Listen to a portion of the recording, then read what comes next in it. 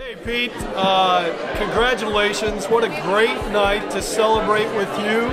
And I believe the second half is going to be better than the first half. And I'm praying for you, and I'm in your corner, man. So thanks for inviting us, and we'll be with you and praying with you for the whole rest of the journey. I'm too embarrassed. I'm just going to wait outside.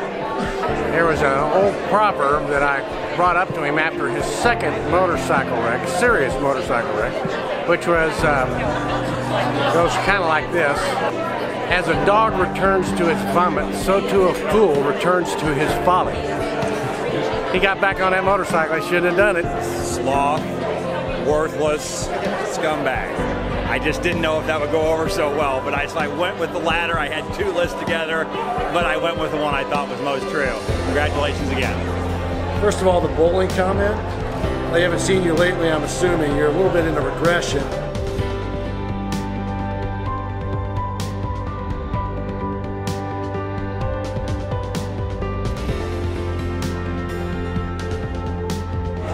What?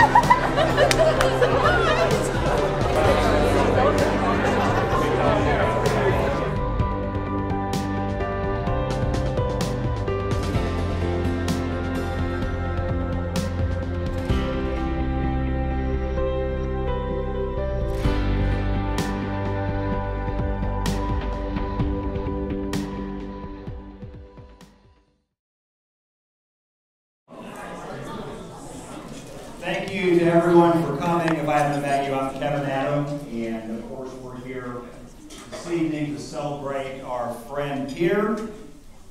And when we think of Peter, a lot of things come to mind. A lot of things come to mind. You might think of him as a friend, a confidant, your pastor, a leader. Many different things, many different layers of friendships each one of us have with Pete. And that's why we're here. We're here for two reasons. One is to appreciate what Pete's done in our lives, and also to, together with Pete, appreciate our friendship with him. Now, the one thing that most of us have in common with Pete in this room is that he's been the leader, pastor of the church we go to for years. And we've all come to Woodcrest at different times over the last 20 plus years. Mike Flanagan, how many years do you think you've been going to Woodcrest? Ballpark? 20. Okay. Let's see, who else? Stephen, how long have you been going to Woodcrest? 8 years, 10 years? 8 years. Okay. Kevin, what do you think? 10 years. Okay, everybody has a point where they came to Woodcrest, and probably more likely than not, that's the point when you met Pete as the leader of the church. And when I say meet Pete, for some people that meant meet him. For me, I never had a conversation with him. I've been going 20 plus years. I never had a conversation while I was there more than 10 years. When I say meet Pete, what I mean is he was on stage, he was a leader, and what I'm going to propose to you is to think about, as we enjoy this evening and kick it off, is to think about the difference Woodcrest and Pete in his leadership role, and all of us together, and how different your life is today than the day that you met Pete and joined Woodcrest, whether it was 8 years ago, 20 years ago, or 2 years ago. For example, then and now, when you think about how you think about going to church and how much you look forward to or like church on Sunday, how do you think about that now versus the day you walked into Woodcrest? Maybe a big difference. How's your prayer life today versus when you came to Woodcrest and all the leadership we've seen through Pete and the people he's worked with over the years?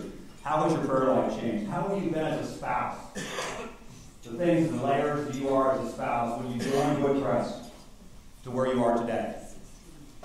How about your peace of mind that you have when you walk through Christ because of church and what's happened in your life and all the different sermons and the real life lessons that you can use, how the peace of mind, how less unsettled you might be, like a lot of us are since we came to Woodcrest, and the leadership that you've exhibited for us. How you are with your kids, how you are at work. I bet there's a few of us in here that before we came to Woodcrest, we would never even consider talking about our faith in something like a work environment. And now we might be more comfortable with that because of what you've done for us and what the church has done for us. We're here tonight, Pete, to say thank you, to say congratulations, and to really celebrate everything you've done for all of us and our families. If you would raise your glass with me, please, whether it be plastic or not. Cheers, Peter Van Waarde.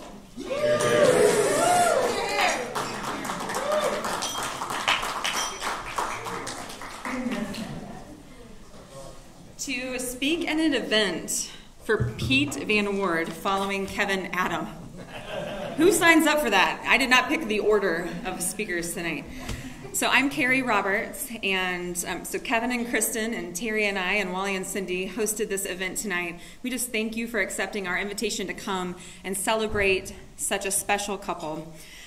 In honor of Inauguration Day, and don't be afraid, I'm not going to say anything crazy. Well, I might, but not about this. I wanted to quote a president since it's Inauguration Day, so I thought Franklin Roosevelt might be a safe one for me to quote for all of you.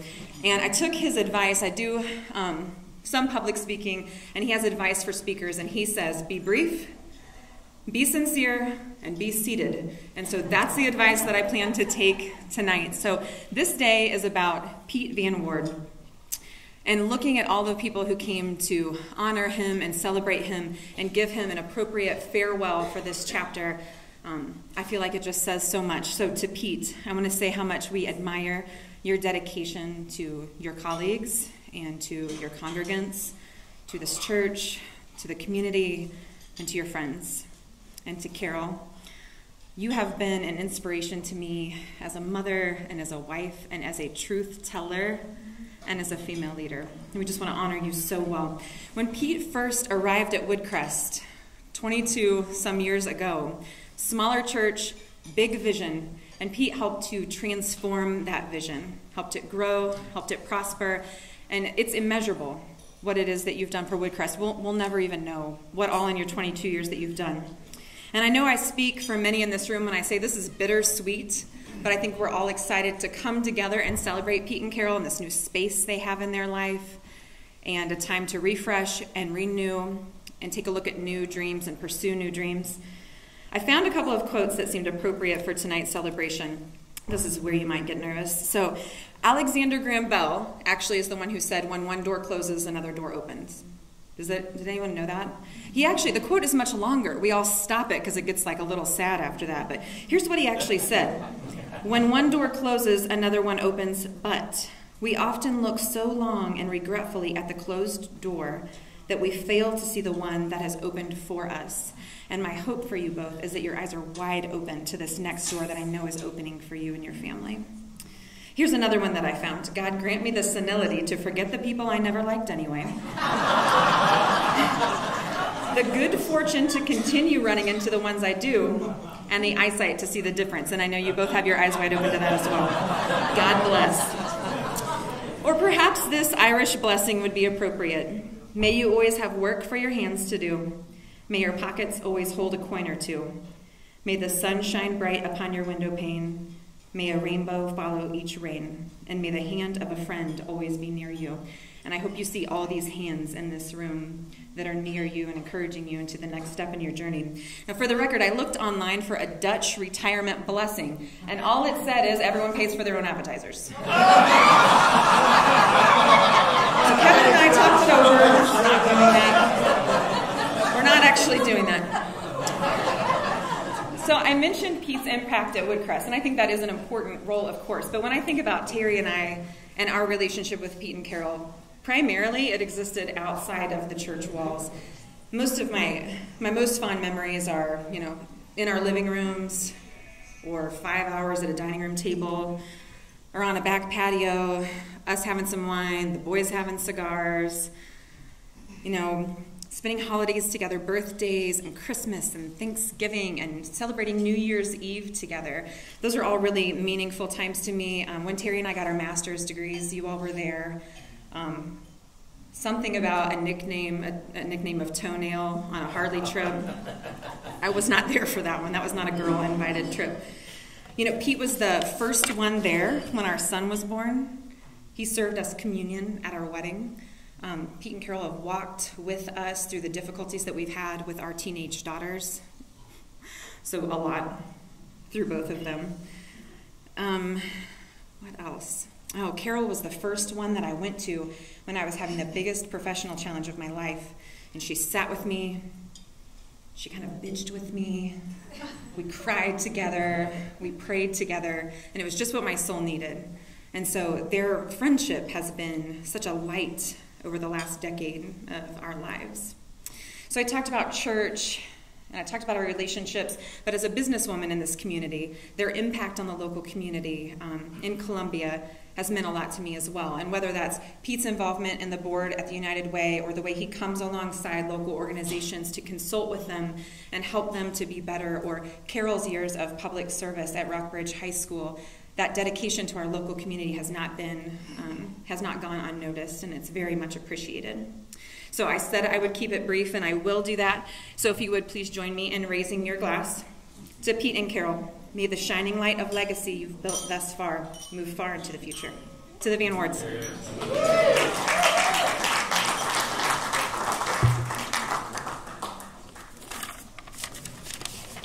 Here you go, sir. Thank you. You're welcome.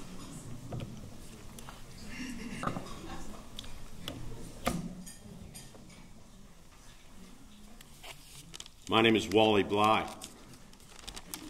I'm a friend of Pete and Carol's. So much to talk about and so little time. You know, we could talk about the proven prowess of Pete as a motorcyclist. We could talk about his burgeoning and impressive bowling skills.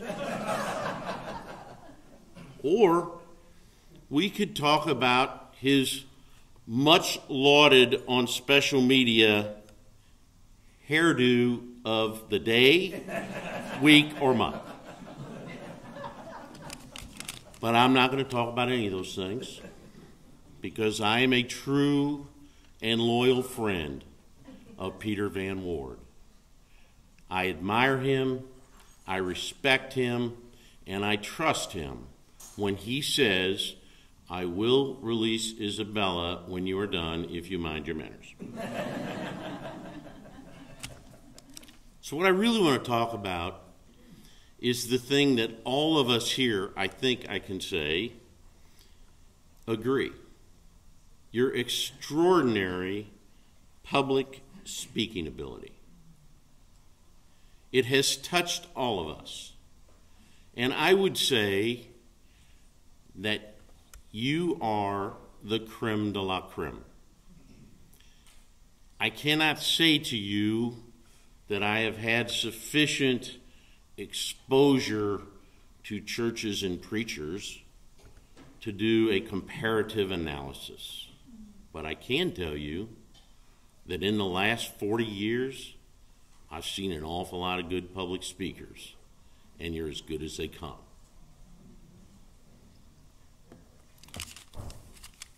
You know, the comfortable delivery that you have and your extraordinary preparation makes it look easy, and it's not easy.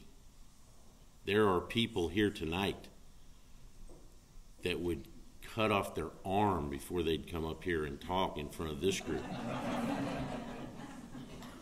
We know it's not easy. I would call you a communicator extraordinaire.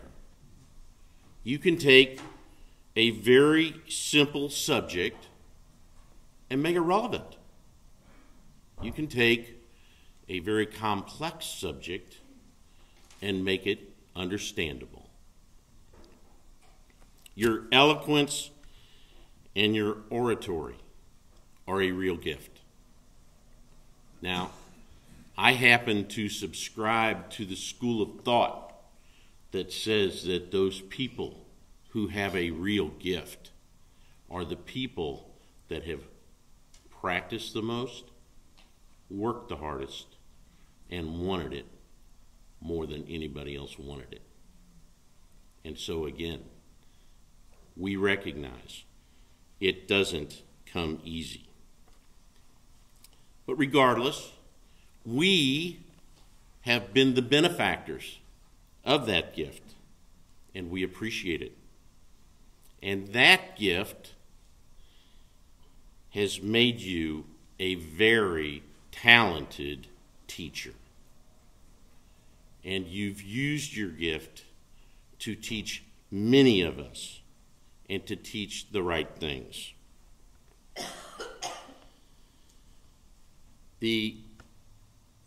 I would like to share with you some takeaways that I have from the years we've spent together of your teachings, of your philosophy, of your feelings.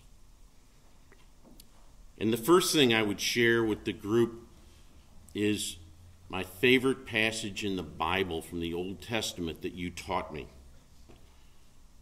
May those who love us, and for those who do not, may God turn their heart. And if he does not turn their heart, may he turn their ankle so we know them by their limping. It's Old Testament, right? That's what he told me.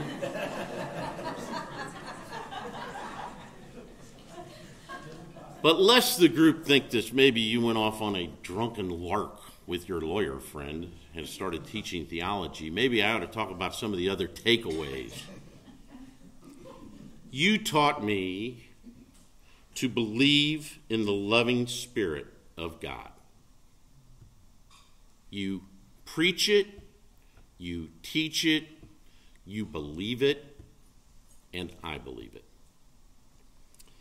You taught me that even notorious sinners are forgiven. And to that I say, yes! You taught me that all people deserve respect. It's a tenet of the Woodcrest Church. Real people, real lives, real journey. But now we all know it's much easier said than done, isn't it? You taught me that the power of forgiveness is much more powerful than the power of vengeance. And it's right there in the Lord's Prayer, isn't it? Forgive us our trespasses.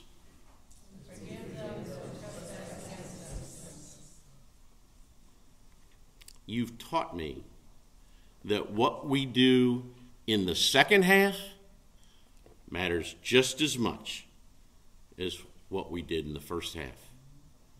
And suddenly, in the last couple months, that's more significant, isn't it, brother? Yes, it is.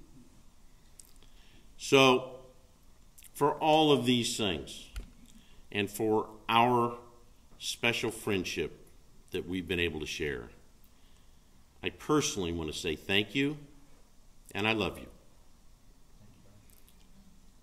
For sharing your great gift, and for opening your heart and your soul to all of us. We all want to say thank you. So now the second half starts. My gut tells me that there are great things ahead for Carol and Peter Van Waarde, and I very much want to watch it develop. All of us have great aspirations and high expectations for you, and our prayers are with you. So the adventure begins today. And I want to leave you with a classic and timeless toast. So if you'd raise your cup. May the road rise up to meet you. May the wind be always at your back. May the sun shine warm upon your face, and the rain fall gently on your fields. And for all the days of your life, may God hold you in the palm of your hand. Go forth, my friend, and swing for the fence. Good luck.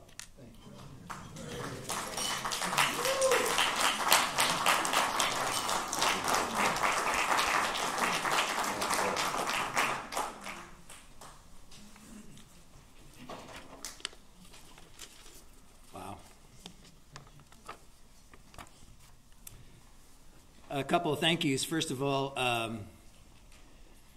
for the hosts tonight, I was talking to Kevin, I don't know, back in November or so, and we were talking about this party, and he right away went to work and got Kerri and Terry and Wally and Cindy, and he and Kristin, and they planned this whole thing.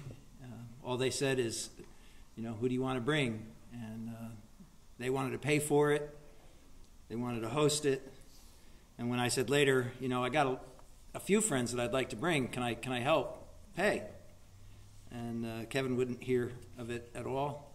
And so I just want to say to our dear friends, thank you for a night that I will never forget. Also want to thank my daughter and my sons for coming. Peter got off work early, which if you know anything about trying to be a helper with Socket, he's always on call. So for him to be here tonight means a lot. Curran came from St. Louis. Thank you, Curran. And then my daughter came from San Diego. She surprised me here tonight, so thank you for coming here tonight. And then a blast from the past called me last night, Larry and Cheryl, and they came from Pella, Iowa. Now, Larry is kind of a big deal in IBM, so he travels all over the place. And then he just got in the car and drove down 4.5 hours. And thank you, Larry and Cheryl, for making the trip. I appreciate it, and all of you for being here. It means so much. When you go on vacation and you come back with your tan and your Tommy Bahama shirt, the first question that your friends ask you is, so, what was the best part of your vacation? Or what was the highlight of your experience away? And then you have to share that same answer for the next 2 or 3 days to everyone who asks. In fact, in light of that phenomenon, one of the things that we used to do with our kids when we were coming back from our vacation is we would practice. You can ask them. We'd be in the car and like, what was your 3 or 4 highlights from the trip? And they would share the highlights, and I felt like I was prepared for the next few days of questions. So when I started thinking about what I would want to share tonight, I couldn't help but think of the end of a great trip, a great adventure. And so as a result, I thought I would pick out 5 highlight experiences from these last 22 years. Now, I know for some of you, you were hoping for 3, because that seems to be my magic number. But it was a hard time just getting down to 5, so... I've had so many unbelievable experiences. I've been so blessed, and there's so many people that have made this journey a wonderful journey. And so my heart tonight is filled with tremendous gratitude, which leads me to my first highlight. I can't believe I'm here, given where I started. There's been this little thing happening on Facebook where you take a high school picture and then you match it next to a picture of you today. So I thought it very apropos in light of what I was going to be saying tonight, because sometimes people think I exaggerate when I talk about where I started. But I was the kid who never was picked to succeed. I was the kid with the funny last name, the guy who was good enough to make the team, but never good enough to play. I was defeated in every student government office I ever ran for. I was never popular with the girls, and I graduated in the bottom 50% of my high school class of 750. The only thing I was good at was partying. And that wasn't exactly going to get me on the fast track to success. So for me to be standing here in a room full of people who are the respected citizens of our community, celebrating the contribution that I made to a church that they have grown to love and that they've actually said has changed their lives, is nothing short of an amazing illustration of the grace of Jesus. This moment and all it represents will be my most significant testimony and my life highlight. God really does make something good out of nothing if we let him. My second highlight is a very personal one to me, and that is that it was the day that Chris Mitchell said yes to my invitation to join me on staff. One of the things that was quite clear to me when we started with our crazy philosophy of ministry was that if it was ever going to work, we would need a premier, highly skilled, creative artist and musician. And there were two problems I had to face with that. One, how would we find him? And two, how could we convince him to come to mid-Missouri? So when we met Chris and Lori, we couldn't believe our good fortune. And I turned on whatever charm I could muster. And when they came and visited, we prayed and we prayed and we prayed, hoping and believing that he would join us. And he did. And I have to say publicly, we would never have known the fruitfulness that we experienced at church apart from Chris and the Lord's willingness to have him come and join us. And the reason that that was significant wasn't just for what he would bring under his own influence. It was his yes that created a cascade of other yeses that we are experiencing the benefits of today. Think about it. Because Chris said yes, Kent Welch said yes. That led to Matt and Troy's yes, which opened the door to Brad's yes and James's yes. And it even contributed to drawing Taysa back after she left Springfield. And she leads worship now among us at church. What a highlight. What a manifestation of the goodness of God. Third, what I will never forget about my experience at Woodcrest is our church-wide baptism services. There are people here tonight who I had the personal joy of baptizing. And I feel so honored by that. Now, I understand that the Christian life is about something so much more than the decision made on the baptism day. It's only the first step. But it's my contention that it's the most difficult step. And I think we'd all concede that without that step, nothing else will happen. Unless a person is willing to say, I am ready to go public with my faith. They won't take any additional steps.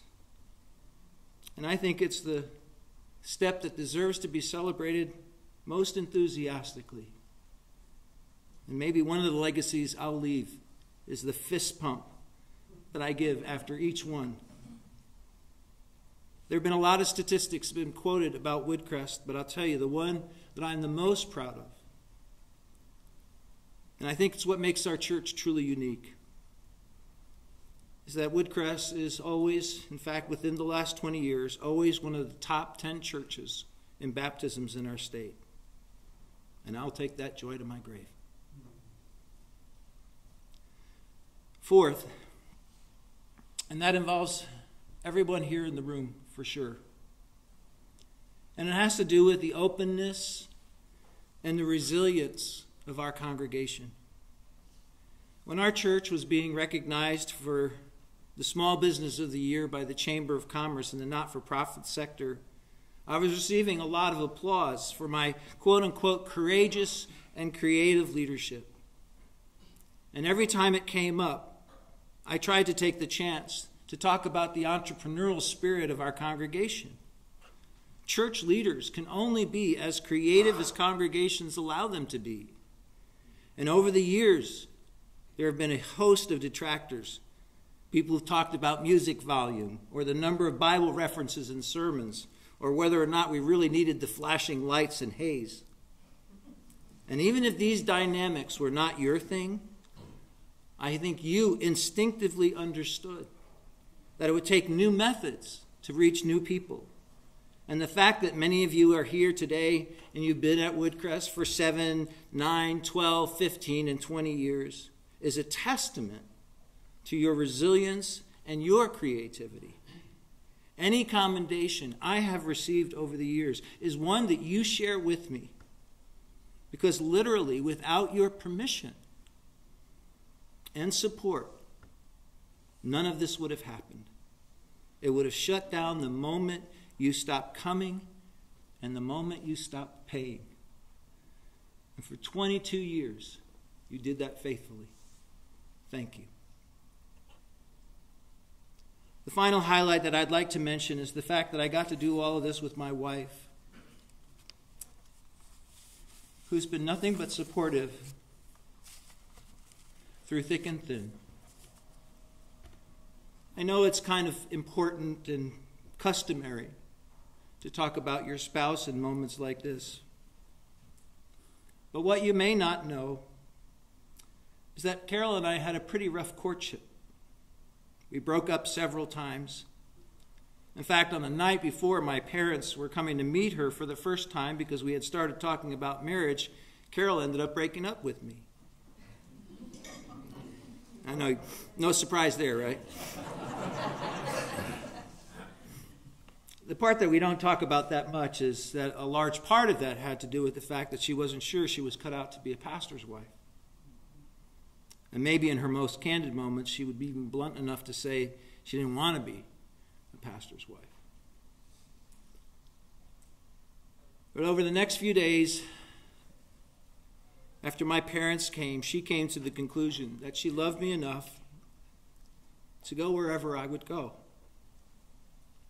if God was leading. She even made it part of her wedding vows. And so after a very difficult pastorate in Pennsylvania, I dragged her here to Columbia, Missouri. Peter was 6, Mallory was 4, Kern was 9 months. She didn't know anybody here. Her family was 12 hours away. And from day one, life at our church was very intense. Lots of demands, lots of visibility, lots of scrutiny. But she was always ready to open up our home to small groups and dinner celebrations. She dealt with the complications all the way till the end. She never lost her heart for God or her love for her husband. And quite honestly, I don't know how many ministry couples can say that at the end of a run of 35 years of ministry. But they still love God, still love the church, still love the people with whom they had a chance to serve alongside. So getting to do this with a woman like Carol is the best highlight of all. Carol, would you come and close us out tonight?